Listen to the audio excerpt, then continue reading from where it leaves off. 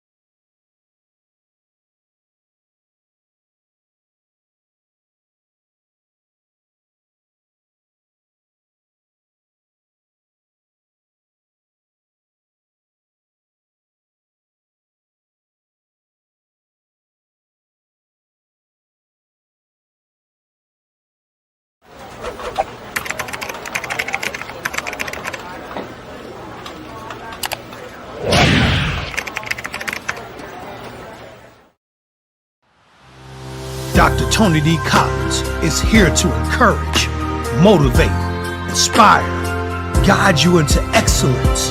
Your success matters.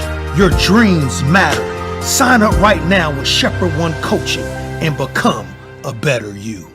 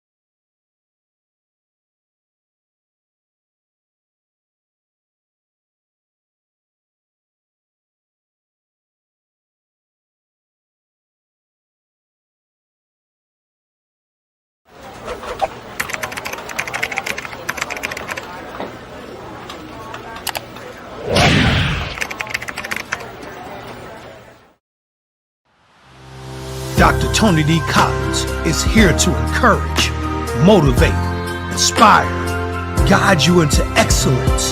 Your success matters. Your dreams matter. Sign up right now with Shepherd One Coaching and become a better you.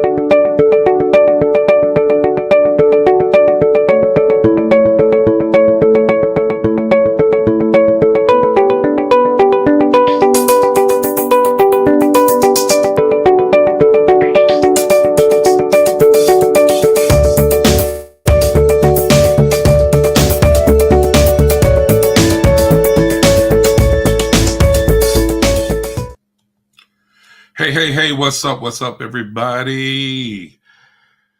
Wow, I hope everybody's doing well. I know you all probably think I had forgotten about you, but I haven't. The past couple of weeks have been a literal whirlwind for myself and Lady Ann. And that's the reason why you all haven't seen me show up on Mocha Moments. There's been a lot going on. And really, I'm kind of just squeezing this in tonight. We still yet have a lot going on. Many of you already know that We just dropped our granddaughter off at Arizona State University, where she's starting her college career. And we're praying that she does very well. And so Lady Ann and myself, we were able to travel to Arizona to be with her and to make sure she got settled in. We did the Nana and Pawpaw thing. Cost us a little money, but that's okay. It was all worth it for our baby. She's going to always be our baby, even though she just started college. Let me say good evening to all of you that just chimed in. Joyce Lee, Tisha Hillman, Cassandra Thomas, Toya, Antoine, and of course, Lady Ann is on here with us tonight. Again, I know some of you probably thought I forgot about you, but I haven't forgot about you, and I hope most everybody hasn't forgotten about me. I'm going to give people just a little bit more time. I know that some of them are just now seeing their notifications that we've come on. Those of you that are tuning in for the very first time, you've just landed on the Mocha Moments channel.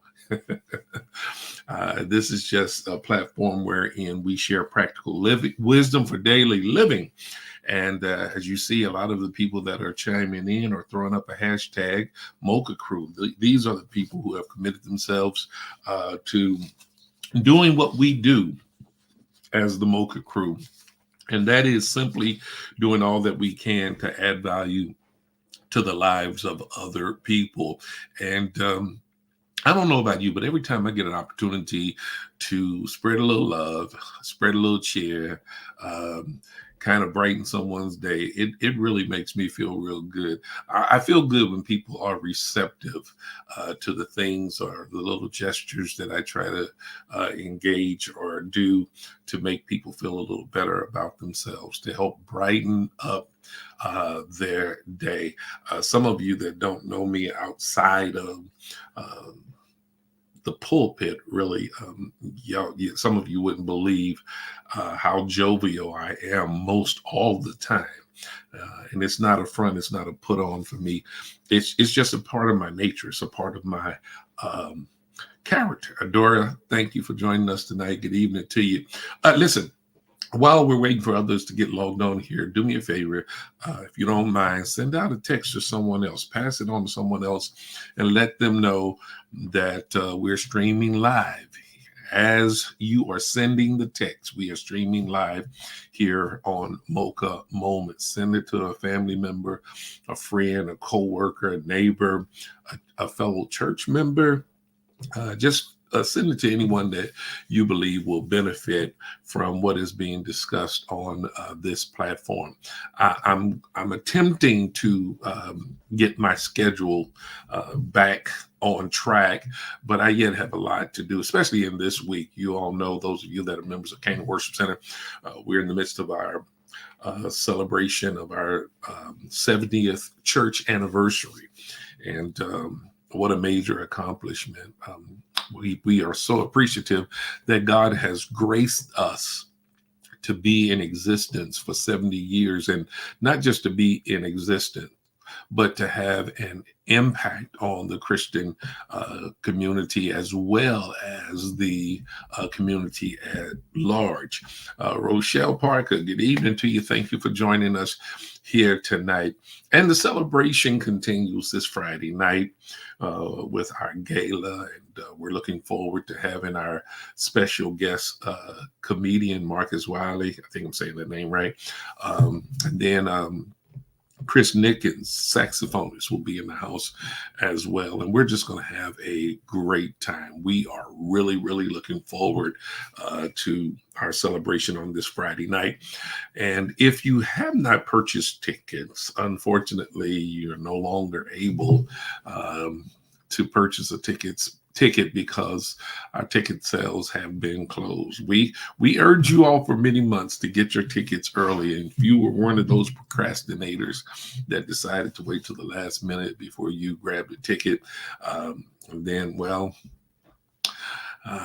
sorry about that, but that's just the way it is. Dr. Pat, thank you for joining us tonight. For those of you that have joined us but haven't bothered to type a greeting in the comment, I hope that you would take the time to do so right now as we speak.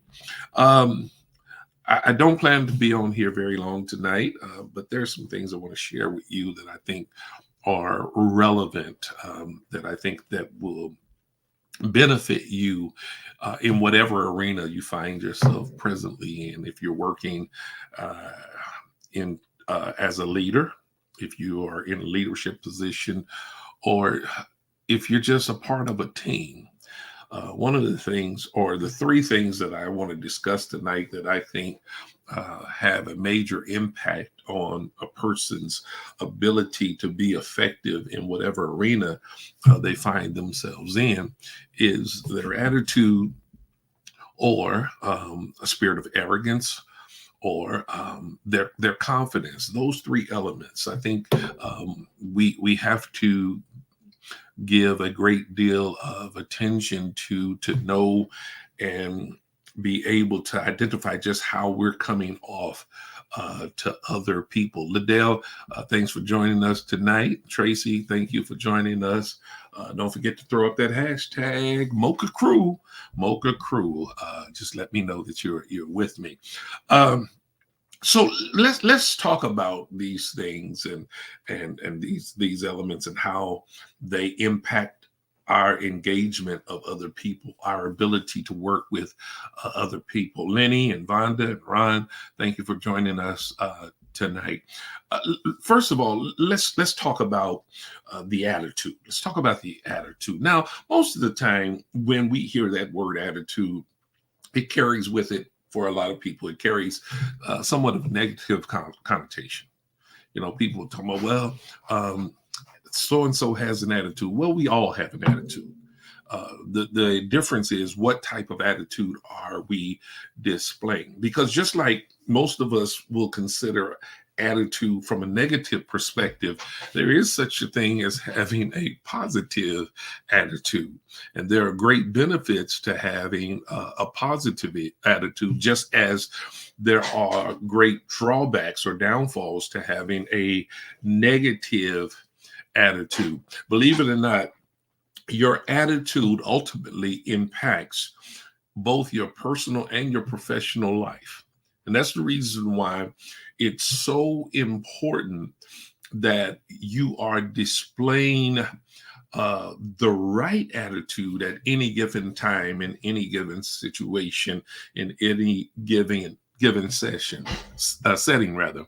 People are typically drawn to people who have good attitudes, who have positive attitudes. Why? Because there's something about a person with a positive attitude that has the ability to lift the atmosphere.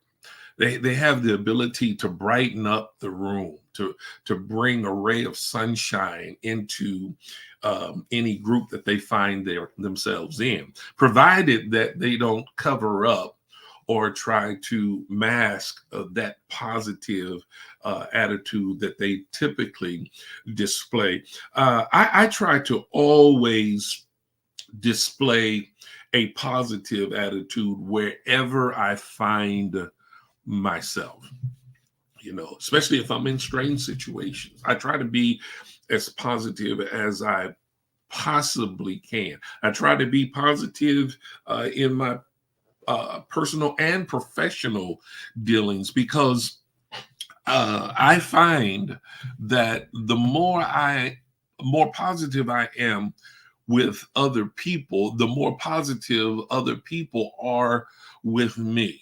Now, to some of you that may be listening right now, there may be some that are on right now that may click off, because you might say, well, this really doesn't affect me or impact me, but it does.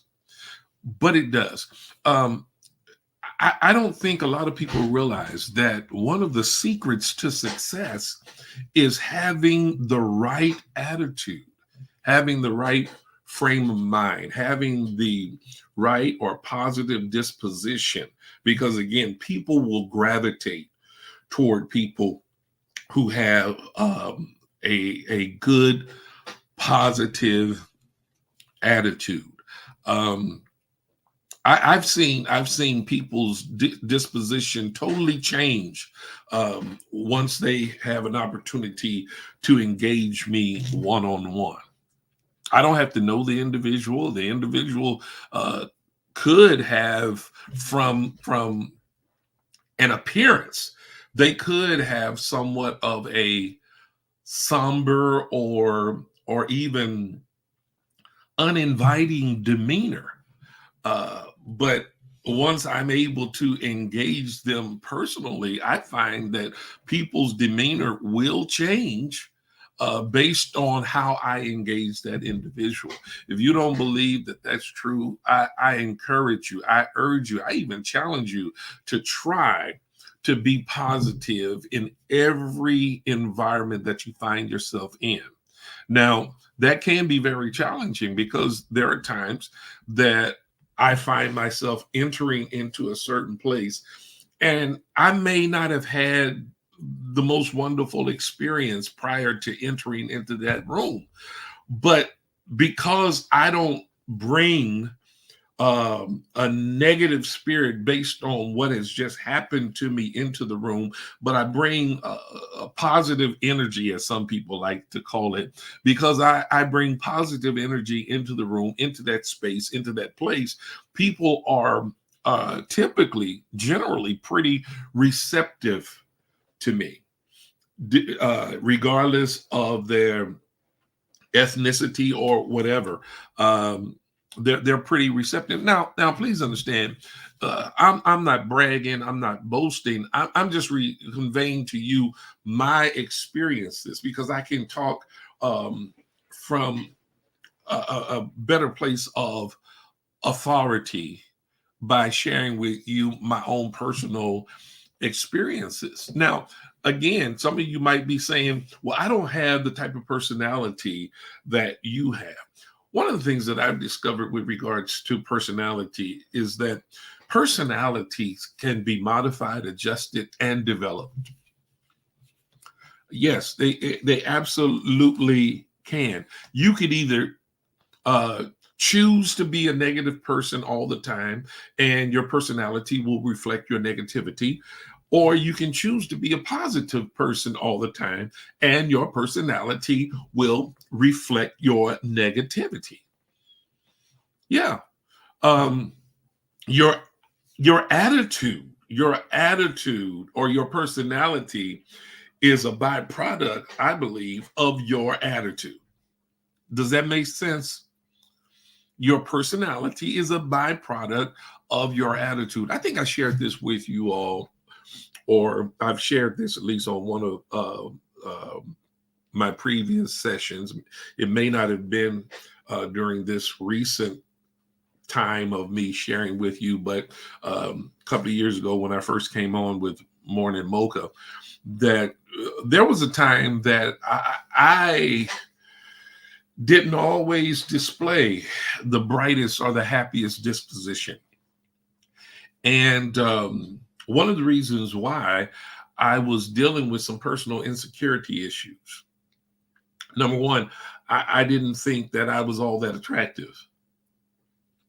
That this is the honest goodness truth. I'm not trying to be funny. I'm telling you how it really is. And then I was a small person for my age. You know, I was typically the shortest or close to being one of the shortest people in my classroom in every grade level. I really didn't hit what I would call a growing spurt until after my freshman year in high school. So I was short.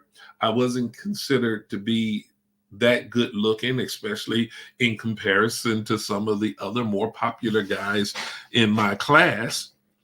And so I didn't have the brightest or the most pleasant disposition.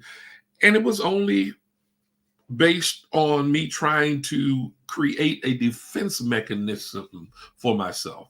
It was my way of somewhat protecting myself. Listen, I've always loved people, but I thought for the sake of not being hurt, that it was better for me to somewhat not come off as being so friendly and inviting and welcoming.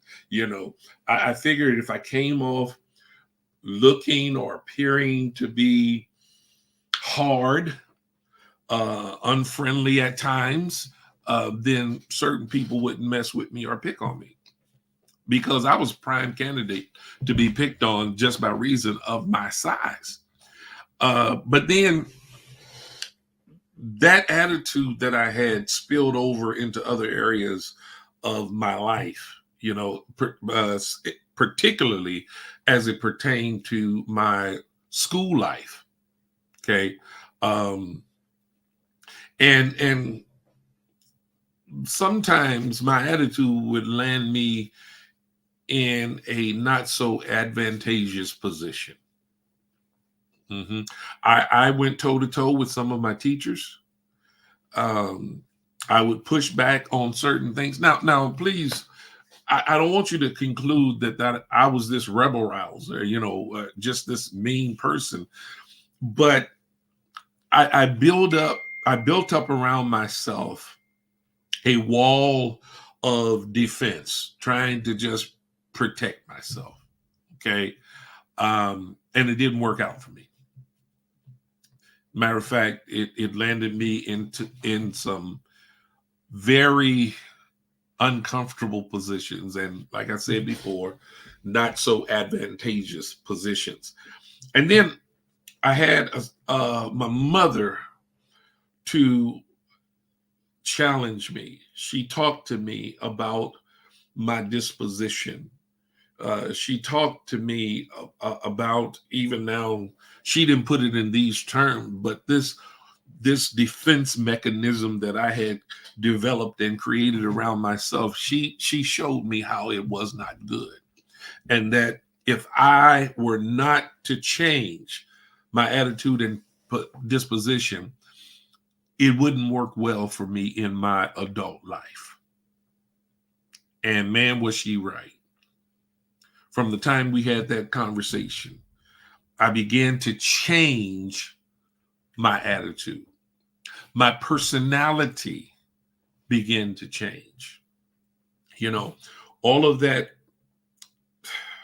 toughness, and sometimes even now, how do I want to say? I wouldn't call it mean, but that toughness and standoffishness that I used to try to display at times, that was what was not authentic. That was fabricated, because that really wasn't me, because really down on the inside, I was not that person. And so I had to start making adjustments to change me, to change my personality, to change my disposition. And it started with me changing my attitude.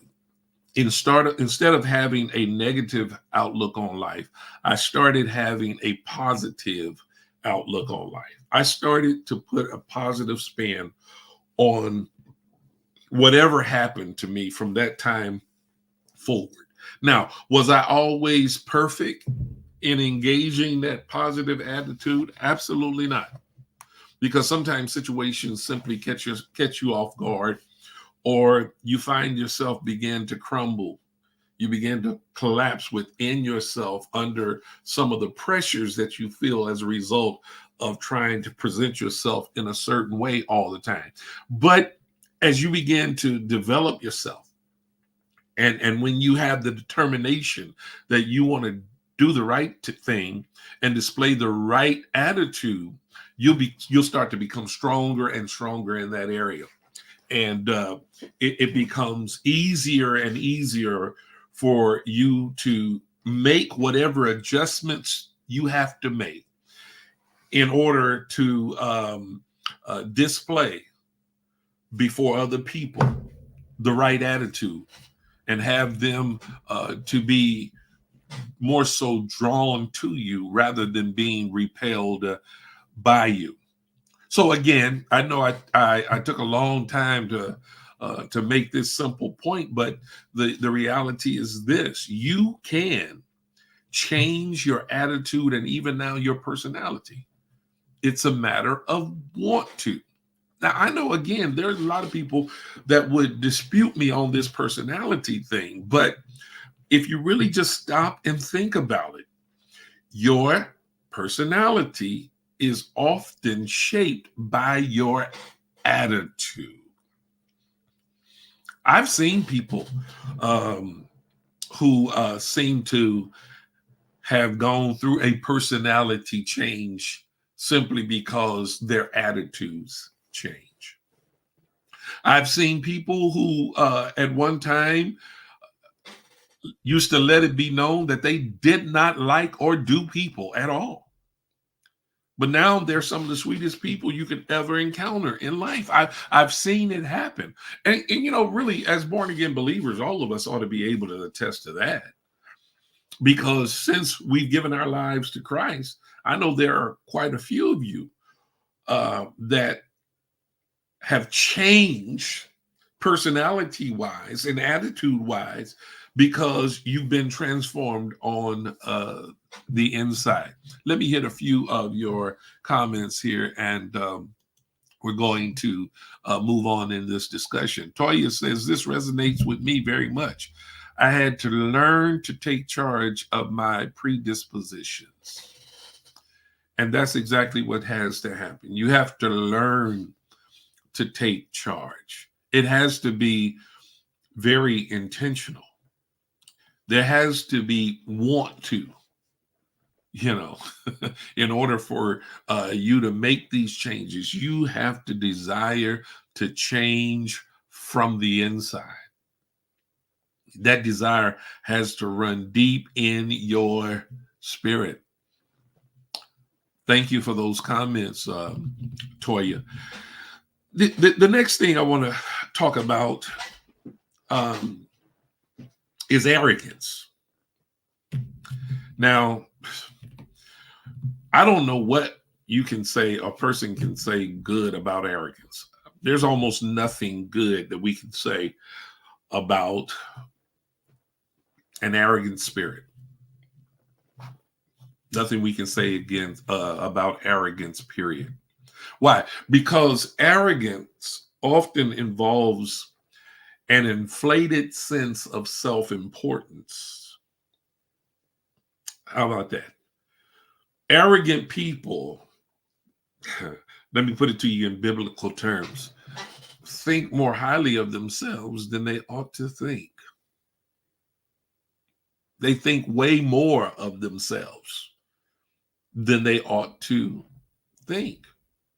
And because they have such inflated egos, inflated sense of self-importance, they tend to look down on other people. And they do so unapologetically. They do so without any attempt to mask how they really feel about other people. Arrogant people are some of the worst people to try to engage on any level of sensibility. Arrogant people, let's just be real about it. Arrogant people can be some of the most annoying people. Why is that? Again, because in their estimation, in the estimation of the arrogant, everyone else is beneath them. No one else, is on their level. Delphine says, yes, very helpful. You have to recognize self, then want to change. With that, I think she was talking about the attitude piece, but this fits right in with this whole arrogance piece as well. She was probably referring to this whole thing with regards to changing even now your personality. But that fits right within this part of the discussion with regards to arrogance as well. It's kind of strange, but from my experience, sometimes the people, arrogant people, I should say, whom I've encountered or have had to work with or deal with on a regular basis, I'm convinced that sometimes they don't even realize that they're arrogant. You know, they're not willing to acknowledge their arrogance. As a matter of fact, I believe if you were to challenge them and even point out to them that they are operating out of the spirit of arrogance, they would argue you up and down. They would put up a serious argument with you. And I think they would be trying not only to convince you that they're not arrogant, but they'll be trying to convince themselves that they're not arrogant as well. Toya says, yep, if you reach a level of arrogance, you'll eventually require being humbled. That's absolutely true. Biblically, the word of God says in the book of Proverbs that pride goes before destruction and a haughty spirit before a fall. In other words, when one is lifted up in pride, it's almost inevitable that they're going to experience or have a humbling experience. That's the way I want to say that. Eventually, they're going to have a humbling experience, or at least hopefully they have a humbling experience before they leave here. Some people never have that humbling experience, I guess I should say. But if they're ever going to come back to reality, if they're ever going to return to any level of sensibility, they're going to have to be humbled. And let me say this for the record. It's not any of our places to try to humble someone else whom we have deemed to be arrogant. I think we got to leave that up to God. Let God do the humbling. Or you could just leave it up to life, because life has a way of humbling us at times as well, especially when it seems as though we're kind of lifting ourselves up too high. Toya says it's better to change willingly versus having to be humble. I agree with that 100%. Tisha says the Bible says arrogance is an abomination. Yes, it does. Absolutely. It is the worst. So again, I asked the question in the title for this Mocha Moments. What are you dealing with? Are you dealing with an attitude? Or are you dealing with arrogance? What are you working with? Do you have a good attitude, a negative attitude, or are you operating out of a spirit of arrogance? Now, the third element that I referred to earlier is that element of confidence. That's a good thing. Confidence is a good thing. Confidence is simply a belief in your own abilities, or a belief in the decisions that you make for yourself. There is absolutely anything wrong. There's nothing wrong. There's absolutely nothing wrong with, I guess, let me put it like this. There's nothing wrong with having balanced confidence, because I guess there is such thing as having a sense of overconfidence when you're trusting too much in yourself and in your abilities. Because of who we are, and I know just from the list of people that are making comments right now, most of the people on here I can say all that I see right now are born again believers. And because that's the reality, I should say this, that we know as born again believers that we should place the greater part of our confidence in God. As a matter of fact, the Bible tells us not to put confidence in the flesh. In other words, don't be overconfident in the flesh. Because when you're overconfident in the flesh, you tend not to lean on God. Proverbs 3:5 says, trust in the Lord with all your heart and lean not to your own understanding. In all your ways, acknowledge him, and he will direct your path.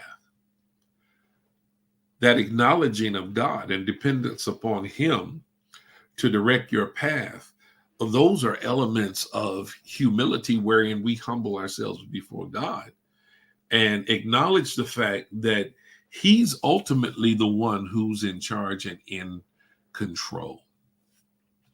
Lachelle says, people with no self-confidence often see confident people as arrogant. You know, that's absolutely true.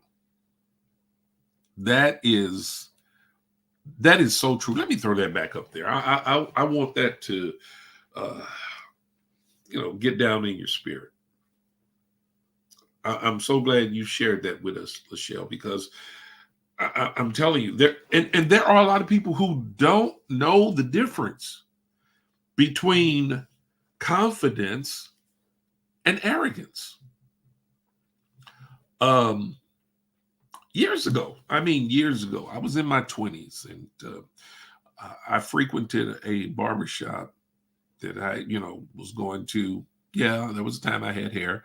I would go to this barbershop once a week at the time.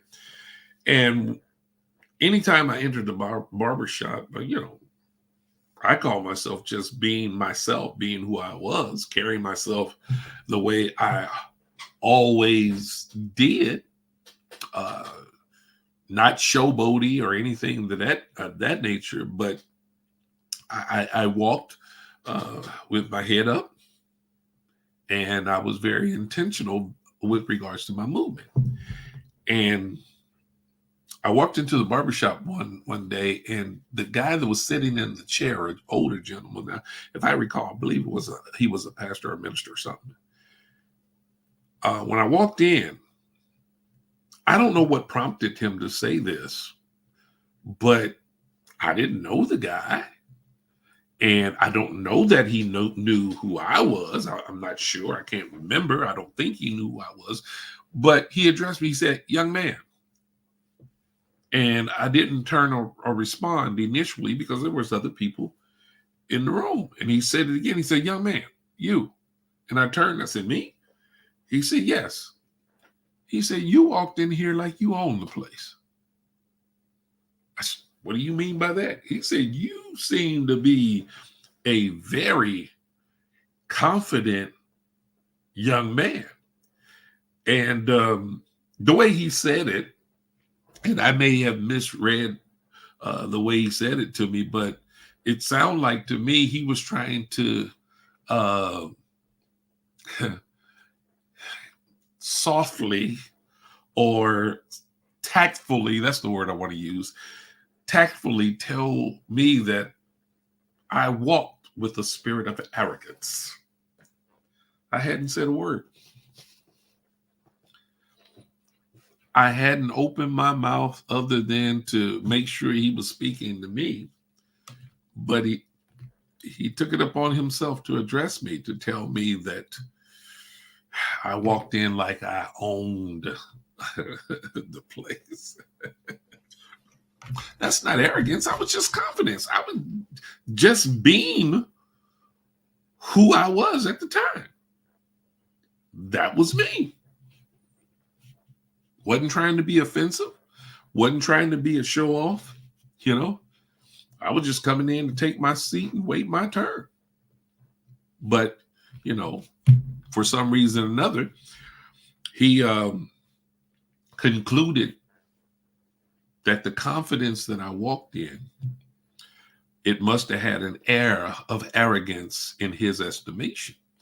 Teacher says confidence is humble while arrogance is boastful. Wow. Wow. Confident people don't need to show off, but arrogant people will flaunt their superiority to hide their weaknesses. Uh-oh. Wow. Teacher, you done joined the Philosophers Club. My young philosophers, again, they're showing up tonight. I think that's a very powerful yet true statement there. And you've got to know the difference. I will say this.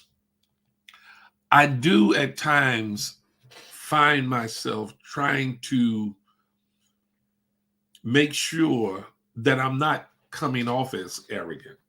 And the reality is, in doing so, I may be overcompensating,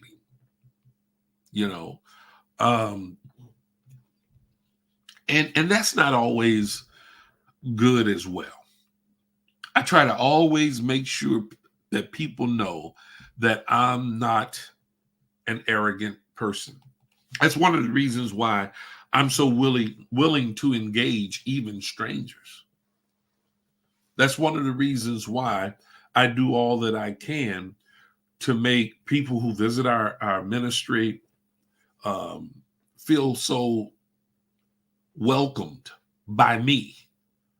I try to make sure that they feel significant before they leave out of our facility.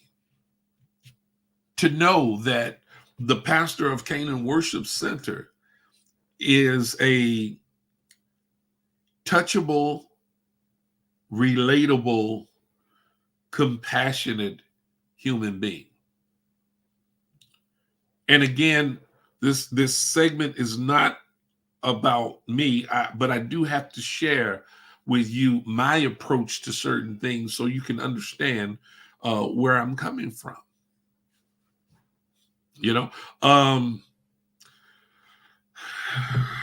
Sometimes it's not as easy as people think it is to display confidence, especially when you're fighting with some insecurity issues.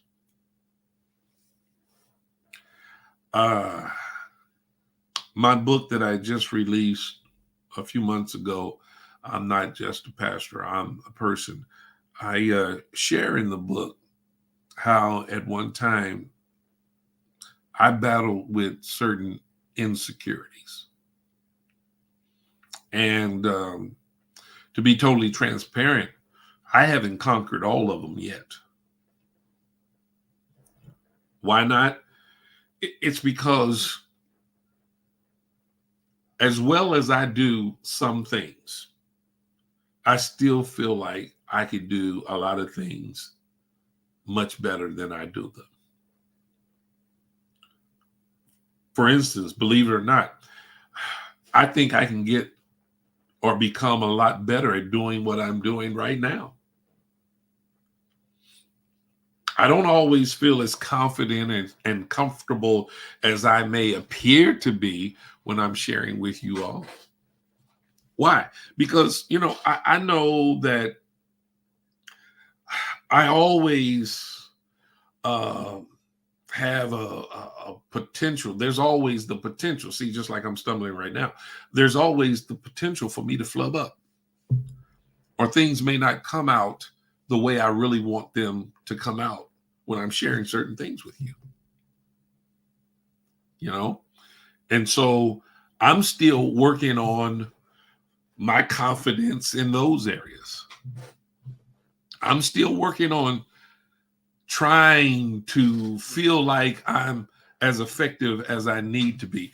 Tisha says, when I first joined, I guess she's referring to Canaan Worship Center in 2010, this lady I knew said you were arrogant and her reasoning was dumb.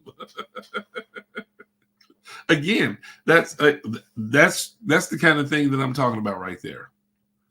I really don't know why people would say that I'm an arrogant person. I mean, I don't know. Do I have an arrogant look? I know that when I'm engaged with people after worship, when I'm fellowshipping with people, I thought I pretty much smiled the whole time while I'm engaging people, unless they're talking to me about something very serious. There's no one that I won't stop and at least greet if they give me the opportunity to greet them. But some people just want to have something negative to say about certain people because, again, there was a time when people said that I was too friendly. How can you be too friendly? Just being nice to people, But I think in a lot of those cases, that's a matter of those individuals having or dealing with insecurities of their own. Toya says confidence and authority will often go together. And that's why so many people who lack confidence feel uneasy around those who possess it. Toya, that statement right there might shed a little light on the statement that Tisha made about people saying that, or a young lady saying that I was arrogant. All of you know that I'm the senior leader of Canaan Worship Center. And as a senior leader, there are certain things that I must do. I've got to maintain a certain level of order. That's privately and publicly. I have to make unpopular decisions at times. And anyone who has worked with me any length of time, they'll tell you that I really don't like having to deal with negative situations. I'm telling you, I just don't. I don't like having to deal with negative situations. In other words, I don't like to have to correct people, even though I know they need correcting. I don't enjoy that at all. As a matter of fact, my patience is very long in that area. I've done what they call personality surveys, and one of the things that pops up on each one of my personality surveys is that I do not like confrontation. I don't. I really don't like confrontation because I don't want to hurt people's feelings. And sometimes when you tell people the truth, you have to hurt their feelings. Their feelings are going to get hurt because some people just have fragile feelings. But it's not something that I enjoy. Now, some people might say, well, you seem not to have a problem when you're preaching. That's totally different. I'm putting it out there in general. But I don't like having to correct people individually. It's not one of my strong suits. I'm just being totally transparent here. But yet and still, people will conclude that I'm arrogant. Tara says, people will call you arrogant when they're envious of your confidence. That's an interesting point. One that I certainly have to agree with. When people are envious of you, period, they don't mind attempting to destroy your life in whatever way they can. Again, what are you working with? Are you working with a good attitude, a bad attitude, a spirit of arrogance, or are you just a confident individual? I tell you, again, you got to make sure that you have a balanced sense of confidence. And let me say a little further with regards to that confidence. That confidence is just simply an affirmation that you are aware of who you are. You know who you are. You know your strengths, you know your weaknesses. And you're not afraid to acknowledge either one. You know, and I must say that there was a time that I struggled with acknowledging my strengths, the things that I do quite well, because I felt as though if I did that and I voiced it publicly where other people could hear it, people would conclude that I was a vain individual. I think I shared with you all that I have a business coach. I have a person that I meet with on a weekly basis that coaches me. Okay. And one of the things I'm really sharing here with you all, I'm getting transparent. One of the things that she had to really work with me on was my inability or unwillingness to acknowledge what I am good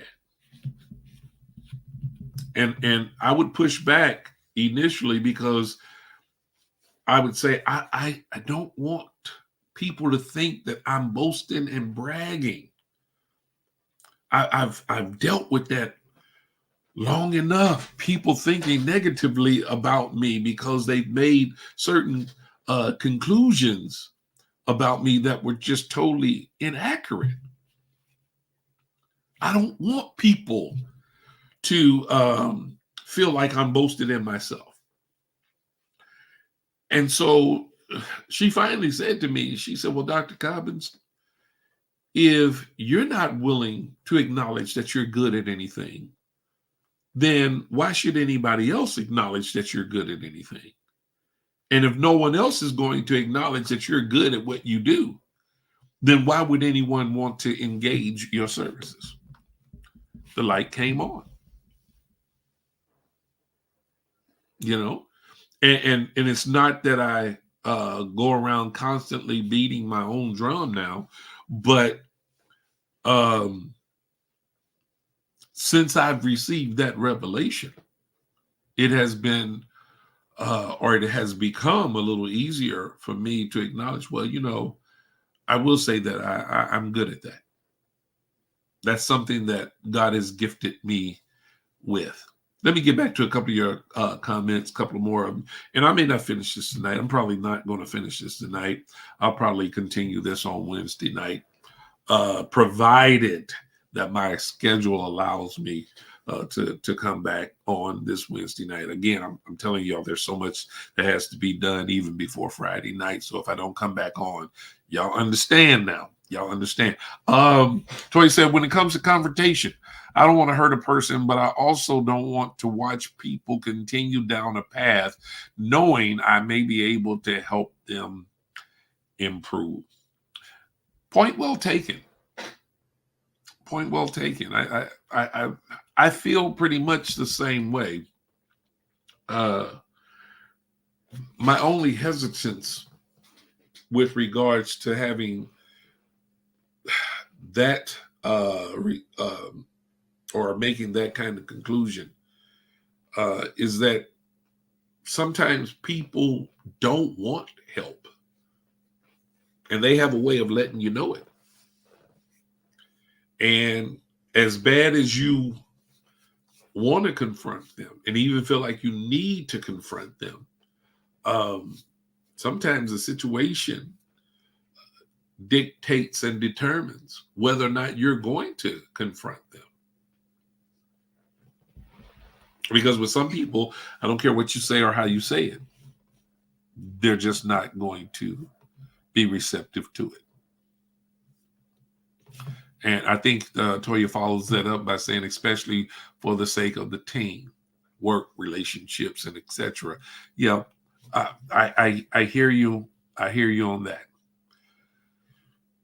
But unfortunately, sometimes when you know a person is not going to be receptive, especially with regards to being on a team, sometimes you have to make the decision to let them go or be removed from the team.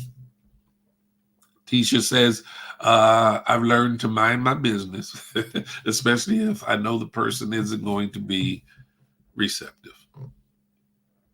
Yeah. Now, I will say this, that sometimes in the ministry setting, there are different situations or mitigating circumstances wherein all of that has to be ignored, especially if you know that the person is doing something that is detrimental to the ministry or the body of Christ.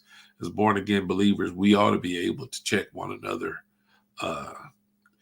As the discussion came up in Bible study a few weeks ago, in the spirit of love.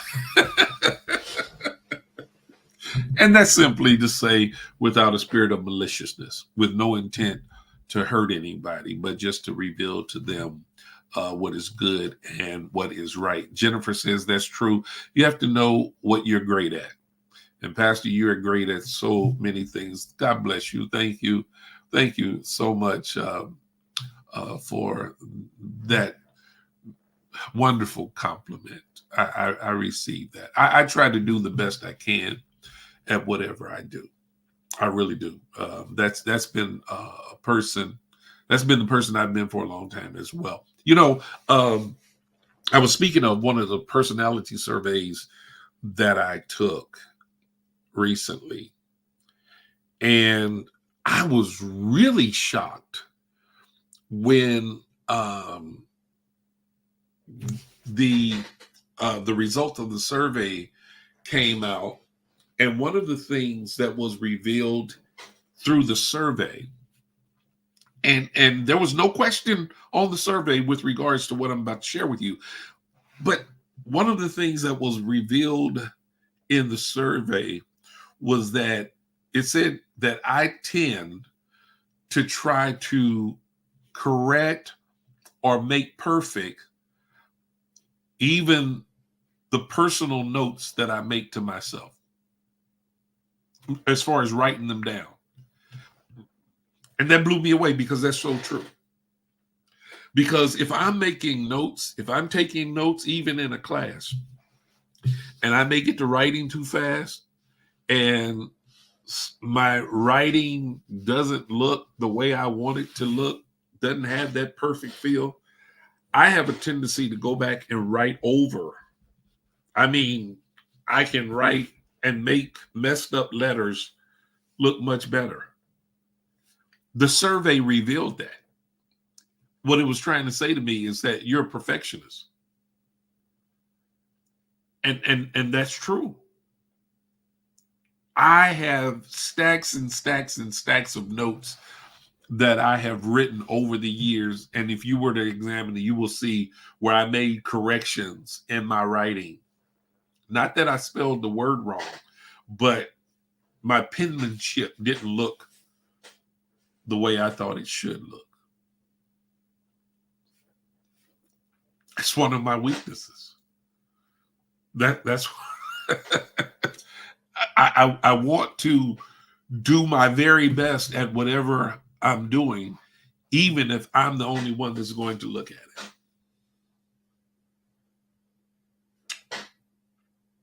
All that came or was revealed through a survey, a personality survey.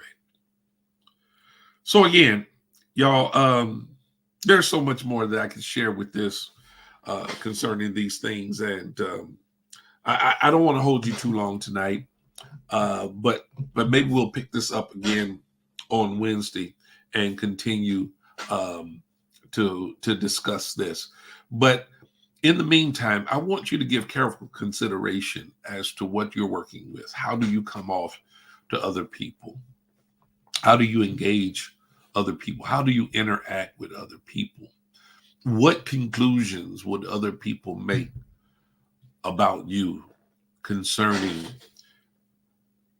your disposition? how you present yourself. If they were to address your attitude, would they say it was good or bad, positive or negative? If they were to assess the spirit you operate out of, what they say is a spirit of humility or a spirit of arrogance. And then lastly, would they say that you are a confident person or a cocky person? I didn't share that earlier, but that one just jumped down on me right there. Confidence or cocky, and there is a difference. But with all of these things, there's just a thin line of demarcation that distinguishes one from the other. Well, I hope that'll hold you until the next time we come together. Just a reminder to our Canaan Worship Center church family that we will not be having Bible study on tomorrow night.